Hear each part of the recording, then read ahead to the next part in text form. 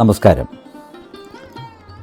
ലോകപ്രശസ്തമായ ആറ്റുകാൽ ക്ഷേത്രത്തിലെ പൊങ്കാൽ മഹോത്സവം ഫെബ്രുവരി 17 ആരംഭിച്ച് 26 അവസാനിക്കുകയാണ് എന്നുള്ള വിവരം ഞാൻ നിങ്ങളെ അറിയിച്ചിരുന്നു. കാർത്തിക നക്ഷത്രത്തിൽ ആരംഭിക്കുന്ന ആറ്റുകാൽ ഭഗവതി ക്ഷേത്രത്തിലെ ഉത്സവത്തിൻ്റെ പ്രധാന വഴിപാടെന്ന് പറയുന്നത് പൊങ്കാലയാണ്. ലക്ഷോപലക്ഷം സ്ത്രീകൾക്ക് മാത്രം വേണ്ടി ഒരുക്കിയിട്ടുള്ള പൊങ്കാലയാണ് 25 തിരുവനന്തപുരത്ത് നടക്കാൻ പോകുന്നത്.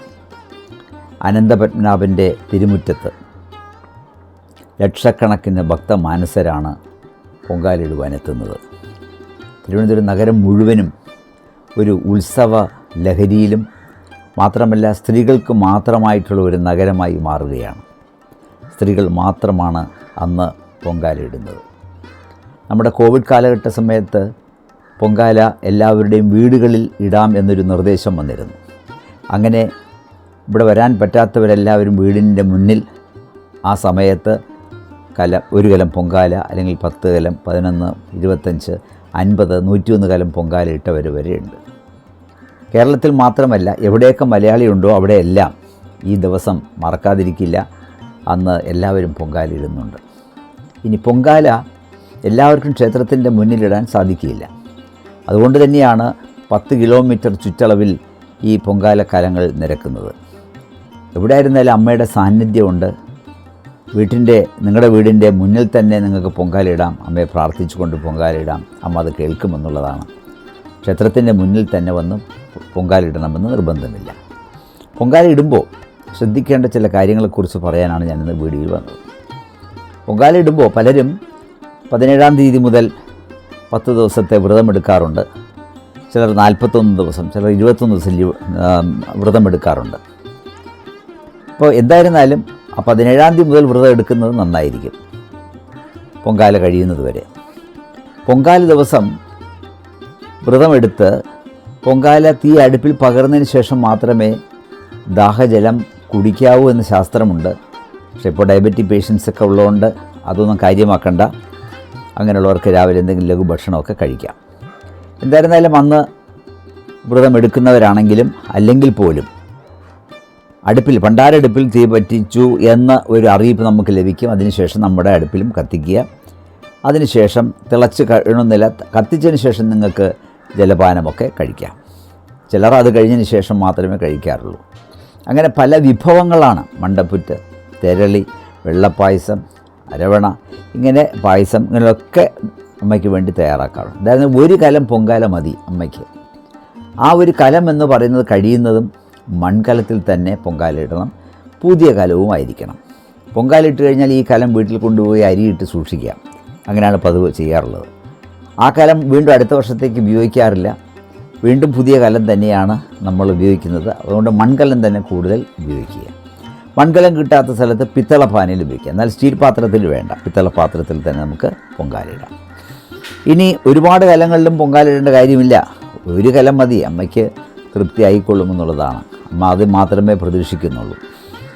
ഇനി പൊങ്കാല ഇടുമ്പോൾ വീടുകളിലാണ് അല്ലെങ്കിൽ പുറത്താണ്, ക്ഷേത്രത്തിൻ്റെ പരിസരത്തല്ല എന്നുണ്ടെങ്കിൽ പൊങ്കാല ഇടുന്നതിന് ഒരു ചെറിയ ശാസ്ത്രങ്ങളുണ്ട്. പൊങ്കാല നിങ്ങളുടെ മുറ്റത്താണെന്നുണ്ടെങ്കിൽ ഒരു നിലവിളക്ക് ഒരു തൂശ ഇലയിൽ വയ്ക്കുക. ആ ഇലയിൽ വയ്ക്കേണ്ട കാര്യങ്ങൾ ഒരു ഗണപതിയെ സൃഷ്ടിക്കുക, അല്ലെങ്കിൽ നമ്മുടെ ചാണകം വഴി ഒരു ഗണപതി സ്ഥാപിക്കുക, അല്ലെങ്കിൽ മഞ്ഞൾ ഒരു ഗണപതി രൂപത്തിൽ സ്ഥാപിക്കുക. അവിടെ വയ്ക്കേണ്ടത് തേങ്ങ, വെറ്റ, പാക്ക്, മലര്, അവില്, പഴം, ഇത്തരം കാര്യങ്ങൾ അവിടെ ഒരുക്കുക. വിളക്കും നല്ലപോലെ ഒരുക്കുക. കിഴക്ക് നോക്കി ഒരു കലം വയ്ക്കുക. ആ കലത്തിൽ മൺകലം മതി. കൊതുമ്പ് കൊണ്ടോ അല്ലെങ്കിൽ ചെറിയ ചൂട്ട് കൊണ്ടോ നമുക്ക് കത്തിക്കാവുന്നതാണ്. അപ്പോൾ ഇങ്ങനെ ഒരു പടുക്ക എന്ന് പറയും. ഇങ്ങനൊരു പടുക്ക നമ്മൾ ഉണ്ടാക്കിയതിന് ശേഷം നമുക്ക് അറിയിപ്പ് വരും. 10-30 പൊങ്കാല. അത് മാധ്യമങ്ങൾ കൂടിയും അല്ലെങ്കിൽ അല്ലാതെയും അറിയിപ്പ് നമുക്ക് ലഭിക്കും. അങ്ങനെ ആ അറിയിപ്പ് ലഭിച്ചു കഴിഞ്ഞാൽ പൊങ്കാല നമുക്ക് ആരംഭിക്കാവുന്നതാണ്. ആ അറിയിപ്പ് ലഭിച്ചു കഴിഞ്ഞാൽ നമ്മുടെ നിലവിളക്കിൽ നിന്ന് തന്നെ ദീപം പകർന്ന് നമ്മുടെ പൊങ്കാല അടുപ്പിലേക്ക് പകരുക. അങ്ങനെ ദേവിക്കുള്ള വിഭവങ്ങൾ തയ്യാറാകട്ടെ. ഉച്ചയ്ക്ക് 2:30 ശേഷം മാത്രമാണ് നമുക്ക് ആ പൊങ്കാല വീട്ടിൽ കൊണ്ടുപോകാൻ അനുവദിക്കുന്ന സമയം. അപ്പോൾ ക്ഷേത്രത്തിൽ കൊണ്ടുവരുന്ന ആ പുണ്യജലം തളിക്കുന്നത് 2:30 പക്ഷേ നമ്മുടെ വീടിൻ്റെ അടുത്താണെന്നുണ്ടെങ്കിൽ ദൂരെയുള്ള സ്ഥലങ്ങളാണ്, അടുത്തുള്ള ക്ഷേത്രത്തിൽ നിന്നും ഈ പുണ്യജലം തളിക്കുവാൻ ചില പൂജാരിമാർ വരാറുണ്ട്. അതിനുശേഷം നമുക്ക് എടുക്കാം. എന്തായിരുന്നാലും വളരെ ഭക്തിയോടുകൂടി ഞാൻ ഈ പറഞ്ഞ രീതിയിൽ ഒരു പടുക്ക ഉണ്ടാക്കി കഴിഞ്ഞതിന് ശേഷം അതിൽ നിന്നും ദീപം എടുത്ത് കത്തിക്കുന്നതാണ് നല്ലത്. ഇനി കുടുംബാംഗങ്ങൾക്ക് എല്ലാവർക്കും ഇതിൽ പങ്കുചേരാം. പുരുഷന്മാർക്ക് പൊങ്കാല ഇടാൻ പാടില്ല എന്നുള്ളതല്ല, പുരുഷന്മാർക്കും പൊങ്കാല. പക്ഷെ അന്ന് സ്ത്രീകൾക്ക് വേണ്ടിയുള്ളൊരു പൊങ്കാല ദിനമായി നമ്മൾ ആചരിക്കുന്നു എന്നുള്ളതേ ഉള്ളൂ. അപ്പോൾ ഗിന്നസ് ബുക്കിൽ ഇടം പിടിച്ച ഒരു ക്ഷേത്രമാണ്. ഇത്തവണയും ധാരാളം സ്ത്രീകളാണ് പൊങ്കാല ഇടുവാൻ വരുന്നത്. എന്തായിരുന്നാലും നമ്മുടെ പൊങ്കാല ദൃശ്യങ്ങളുടെ ഒരു ദൃശ്യാവിഷ്കാരം അല്ലെങ്കിൽ ആ സമയം നടക്കുന്ന ആ പൊങ്കാല വിശേഷങ്ങൾ ACVയിലും മറ്റ് ചാനലിലൊക്കെ അറിയിക്കും. കഴിഞ്ഞ 25 വർഷമായി ഏഷ്യാനെറ്റിന് വേണ്ടിയും മറ്റു ചാനലുകൾക്ക് വേണ്ടിയും പൊങ്കാല മഹോത്സവത്തിൻ്റെ തത്സമയ ദൃക്സാക്ഷി വിവരണം പറയുന്നത് ഞാനാണ്. ഇത്തവണയും എനിക്കതിൻ്റെ വിളി വന്നിട്ടുണ്ട്. സമയത്തിന് സംസാരിക്കുവാനുള്ള ഭാഗ്യം ലഭിക്കട്ടെ എന്ന് ഞാൻ അമ്മയോട് പ്രാർത്ഥിക്കുകയാണ്. ഒപ്പം നിങ്ങൾക്കും എല്ലാവിധ ആശംസകളും നേരുന്നു. അമ്മയ്ക്ക് ഒരു കലത്തിൽ പൊങ്കാലയിട്ട് നമ്മുടെ മനസ്സിനുള്ള ആഗ്രഹങ്ങൾ അമ്മയോട് സമർപ്പിക്കുക. അമ്മ എല്ലാം നല്ല രീതിയിൽ നമ്മുടെ ജീവിതത്തെ മുന്നോട്ട് കൊണ്ടുപോകുമെന്ന വിശ്വാസത്തോടു കൂടി അന്ന് പൊങ്കാലയിടുക.